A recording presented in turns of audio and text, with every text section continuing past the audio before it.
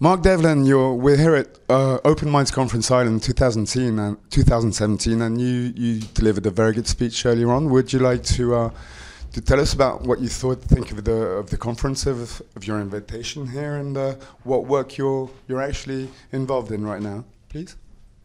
Sure. Well, I made the point in my speech that there are a lot of these types of events springing up now. And I find that a very encouraging thing. I've done quite a few conferences like this over the course of the last couple of years in Europe, in the US, and it's great to see one now in Ireland.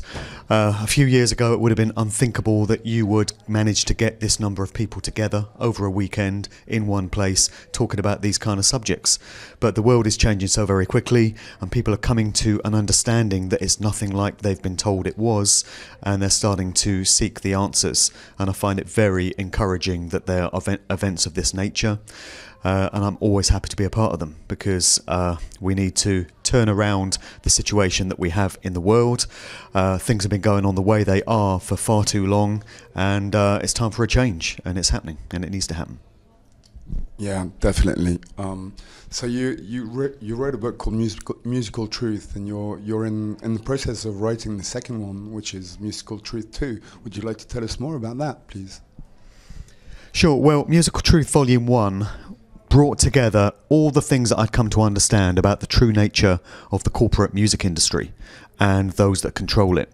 So it was 5 years worth of research, and it encompassed things such as trauma-based mind control, mind-controlled artists, and the use of MKUltra and Monarch programming throughout the music industry, which is absolutely everywhere. It covered symbolism and the opportunity that we have to understand what's going on by way of the symbols that are planted into music videos and live stage shows and photographs and things like that. It's a little clue as to the secret societies and the sort of mystery school teachings that a lot of these artists are involved with. I also covered the Beatles, the Rolling Stones. There's a lot to say about those two particular groups and how they appear to have been the product of social engineering.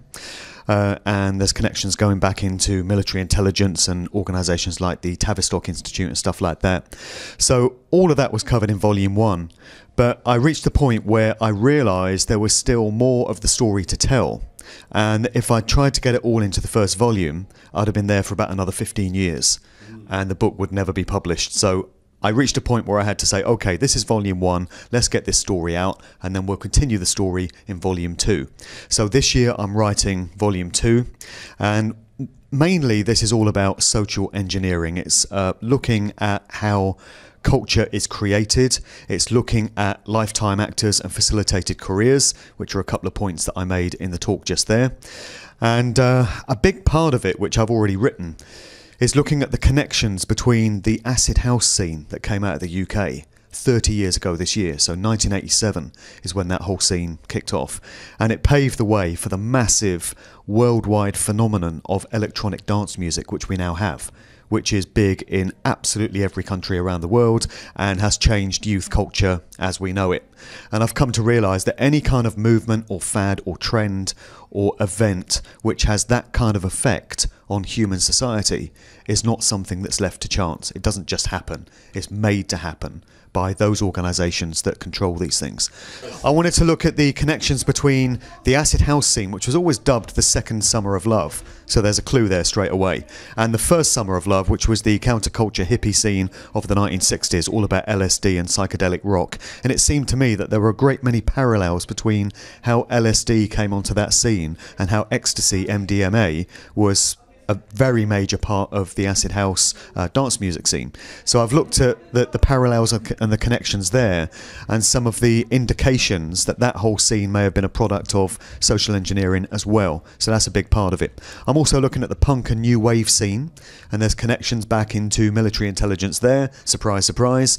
Also connections into occult mystery schools and various other expressions of the establishment. I'm looking at heavy rock and heavy metal, which when you mention Satanism in the music industry to most people, their mind goes to the heavy rock, heavy metal genres. Those are the ones that are most associated with, you know, the devil horns and all the rest of it. So I'm looking at Black Sabbath and Iron Maiden and Judas Priest, and I'm looking at backmasking, stuff like that. And a whole load of other stuff as well, which I've yet to uncover. So it's going to be just more of the same. Everything that was in the first book, there's going to be more of it to tell in volume 2, because it's a very deep subject, and it's one that you could spend a lifetime, to be honest. You could spend a whole lifetime studying this stuff, and there'd still be more to know. Thanks very much. It really sounds interesting. Well, we're waiting for the publication of the second book then. Sure. Thank you very much, Mark.